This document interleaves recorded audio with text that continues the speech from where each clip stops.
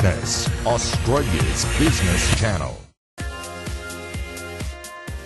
This program proudly brought to you by Multi-Channel Network, leading television.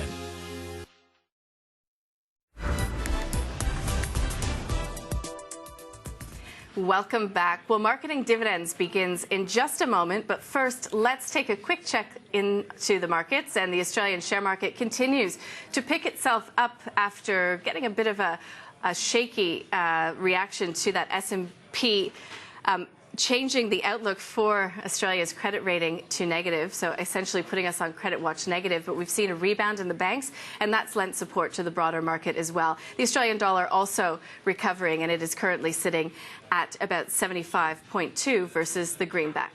Well, in Marketing Dividends, we take a closer look at how leading advertisers tackle business challenges. This time, how advertisers are adapting to millennials in a digital and data world. Well, James Hier is the CEO of MEC, and he's joining me in the studio. Also, AustralianSuper's Georgina Williams. Welcome to you both. Georgina, perhaps I'll start with you because you're actually on the ground. AustralianSuper is a behemoth in the category, say the Coke, if we can say, in the category.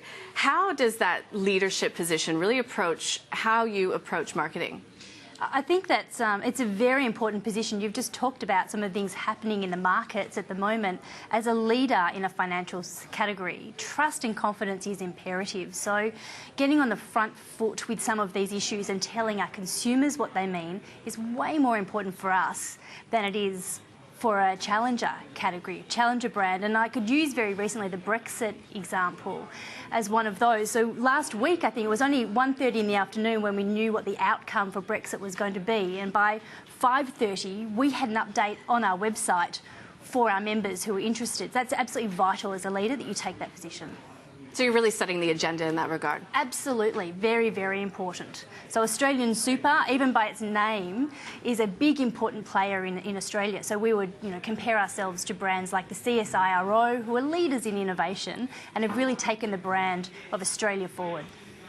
It's interesting you talk about Australia because your brand says what it does on the packet, AustralianSuper. You've got Australian in the front. Does that change how you have to hold yourself in the marketplace? I think so very much. We absolutely need to represent Australia. I mean, when you are the biggest in the market and our brand only sells to Australians. So they're our members, that's who we represent. And so being Australian in all our attributes is something we take forward, I think, in every category. And do you draw comparisons between your business, even though it might be very different, to other leading brands in other categories as well? Well, I mentioned the CSIRO. That's one that we take a lot of interest in, and it's not a normal comparison you'd expect us to draw. But if you look back over a long history of the CSIRO, they've bought market-leading products over and over again, and they've put the brand of Australia on the global map. So for us, we look at those kinds of leaders as opposed to potentially some market-leading categories that may fade tomorrow. Right, and that's so when you talked about Australian leadership brands, I was thinking of Tim Tams and the like, so that's not where you look to get your guidance? No, not at all. We really look to that long-term, I guess, stability, but also being in a finance category, you have to continue to be at the top of the market, and you have to keep reinventing yourself. Someone like Tim Tams has got to stay the same. Right, good point. And just on the Brexit example, I think that's quite interesting because I normally think of leaders as, in all honesty, less agile, and it felt like a challenger-type behaviour, seeing something happening at 1:30 in the morning, having appropriate content out to market quite soon afterwards. How do you reconcile sort of challenger behaviour with your leadership position? So moving forward in the future, when you start looking at the digital economy, you get a lot of challenger behaviours, and there's some really good business practices in there. So we learn from the digital environment about A/B testing, going to market and trying something and letting it fail. In the past, a leadership brand wouldn't be allowed to do that, but now you have to.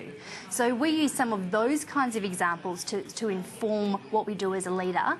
We use those kinds of challenges to talk to our forward planning as well. So, I mean, digital, that's a great lead into talking about millennials and understanding how you actually market to them. We've talked about FMCGs. How do you convince that millennial not to spend that $4 on a packet of Tim Tams, instead to invest it into your super? Well, we certainly don't talk about retirement. So with the millennials, we have 42% of our customers are actually in that category. So that's nearly 1 million people in Australia are millennials that are members of AustralianSuper. So there are two things that I need to worry about when we talk to really any market, but millennials specifically, and that's the simplicity of language. So we work in a space that we've made incredibly complicated and really enjoy that. So when you invest in superannuation, you make a contribution. You usually contribute to a charity, not yourself, but we invented a wonderful word for that. When you want to put extra money in, you salary sacrifice. I don't remember the last time sacrifice was a good thing. So removing the complexity of language and talking straight to people about the things that they understand is very important. And the second piece for millennials for us is relevance. So I can't talk about retirement. There's no point talking about retirement. But relevance for millennials is about the things they're thinking about today. So if I'm a millennial and struggling to buy a house, that's a very relevant point. But if you're an investor in AustralianSuper, you already own 2,000 homes. In fact, you own 3/4 of the suburb of King's Cross in London. So I can talk to a millennial about don't worry about that. You've already got shares in Apple and Google and you've already got property. And so that's a very relevant message for a millennial. And then I'm curious, going back to the Brexit example as well, do you stay away from certain messages when it comes to millennials because you just know that it's not going to resonate, or is part of your marketing strategy to get them more involved in some of those events that they perhaps wouldn't otherwise be? Brexit's a fascinating example because when I said we posted on our website at 5:30, what we did notice was that night there's a lot of people in the 50-year plus category looking at that content. But by the following Wednesday, when it had been in all of the newspapers and was really interesting, all of a sudden the millennials came to the party and there were thousands of downloads of that particular piece of content. But they're looking at it from a different point of view. So a 55-year-old's really interested in what it means for me today, whereas a millennial is interested in what this means more globally, and there's a place AustralianSuper is likely to know. So I think it's about the relevance of the content as opposed to... And so then also, do you therefore from that point go on to next time something like that happens to really massage your message to appeal to them as well? Yeah, well, I think for Brexit itself it was great because it had a wide applicability of message, and we were very careful to talk about really what it meant for the investments. So that was the lead message, to your point, on the Friday for the 55-year category, but also more relevant to what it might mean in the future globally. So that would be the way that we would potentially massage it. But for that one, it actually met both. Right. I mean, so what we're saying is millennials feel that you're a low involvement and low emotion category. How are you countering that? I mean, obviously, events can help you do that. Yes. But in the end, there's a product that you have to get people interested in enough because it's going to affect them in 30 years. How are you trying to do that? So I think it's about...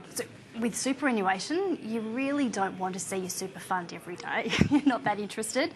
They're very interesting. Millennials are one of the biggest researchers of superannuation. It's a decision that you make then, and then it's a set and forget. So we do a lot on the research side, definitely. A lot digitally, obviously, for millennials. And that's more about the stability and why you would choose AustralianSuper as opposed to superannuation generally. But when you get to 50 plus, then you're pretty high involvement category at that point in time. And so the content changes into what does superannuation mean for me. So you've moved from disinterested to terrified. Absolutely. All in one life journey. And from a digital perspective, and I don't know if you've been following Mark Ritson and what he's been saying about the ability of marketers to understand ROI in the digital channels versus traditional channels. Now, millennials obviously heavily digital. It's certainly a key channel for yourselves. How are you extracting ROI from that area? I think digital is a really interesting question for marketers. It's very different as to whether you're in an FMCG or whether you're in a company like AustralianSuper, where you not only is digital an environment where you're trying to provide your brand and the explanation of your brand, but it's a distribution channel. It's a research channel. It means a lot more. So for us, we measure return on investment in a distribution manner. We might also look at engagement, and then we might also look at it as a service channel as well. So what Mark Ritson said was, for us, rang true rang very true. So will I use social media to sell my brand? It's very unlikely I'm going to be able to engage anyone to talk about superannuation on a social channel.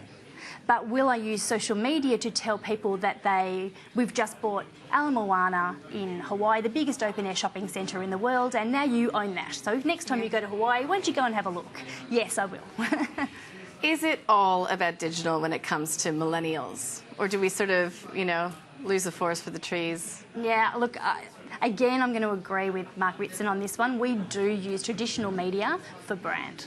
So if you want to understand what our brand is about, as opposed to the things you own and the things that are very personal, we go back to more traditional media channels. So I think it is a bit of wood for the trees.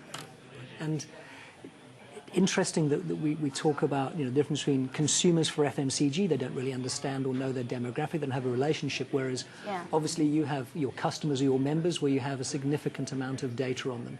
You're using television on the one side in a very FMCG manner, and then obviously you have a deep relationship with that 55-year-old who can now get his hands on that money.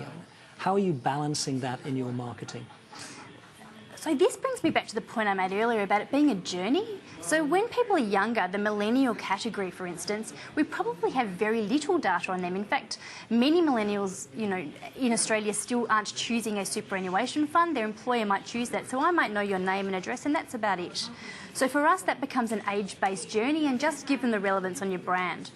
But when you get to 50, it's a very personal journey, and I need to know a lot more about you because I need to tell you what to do with your superannuation and how to spend it. So last year, we delivered seminars to over 30,000 people in Australia, and we were subscribed for 60,000 people. I'm never going to get 60,000 millennials to a seminar, no matter what I try. So it's very different. We have consumers and millennials, and then we have customers that are older. Interesting. And when you're looking at your customers, obviously there's a clear link in there with understanding who they are and what they want. There's obviously an experiential side to your marketing as well. Where does marketing stop and start in your remit? Do you extend outside of what we would traditionally view as your area? So definitely in superannuation we do. So my remit obviously covers consumer distribution as well. We don't have retail branches. If you're going to buy superannuation, it's either an employer purchase or it's digital.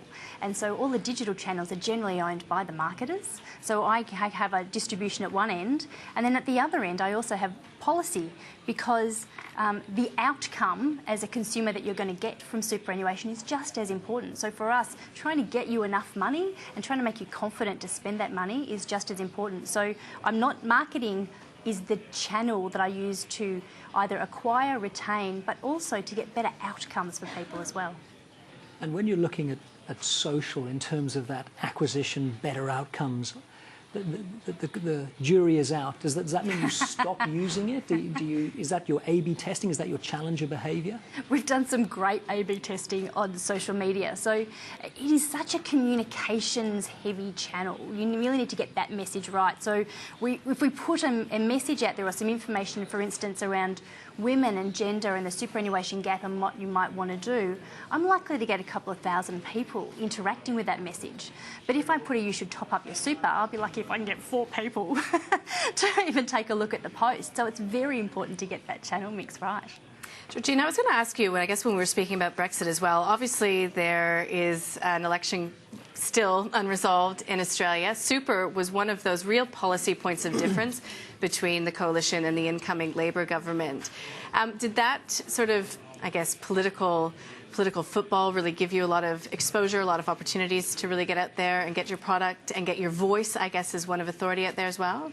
I think, so I sit in a really fortunate position where AustralianSuper, every dollar that comes into AustralianSuper is about the members, so we don't have shareholders. So I sit in this great position where all of the marketing, all the things that we need our consumers to do are completely aligned with the outcomes that we're looking for from policy. And so for us, it doesn't really matter who's in government. Our message is exactly the same because the consumer's always got to be the winner here. Right, and that's quite interesting. So you've got 3 stakeholders here, really disinterested, don't care, and that's at the one end treating them as consumers.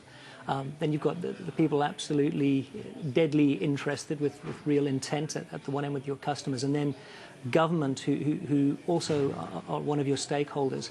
I mean, the balancing act of all of those different messages and making sure they're aligned, that all sits within the marketing piece at AustralianSuper? So we call ourselves, it's both marketing, but it's also advocacy. So you have to act on behalf of your customers, and I think it's very important in the financial industry to act, to do that on behalf of your customers. And so the advocacy channel enables us to make sure that our messages are also about having enough money in retirement, and how can we help you, or what is our responsibility? Again, going back to being a leader, what's our responsibility to put the right prompts and the right processes in place so that when you retire better than you would have otherwise. All right, wonderful discussion. We're out of time. Georgina Wilkinson and your engagement, advocacy and brand for AustralianSuper. Wonderful to have you in, and James Hier, as always, CEO of MEC. That's all we have time for when it comes to marketing dividends, but stay with us. When we return, we will take another check-in on those equity markets when we return.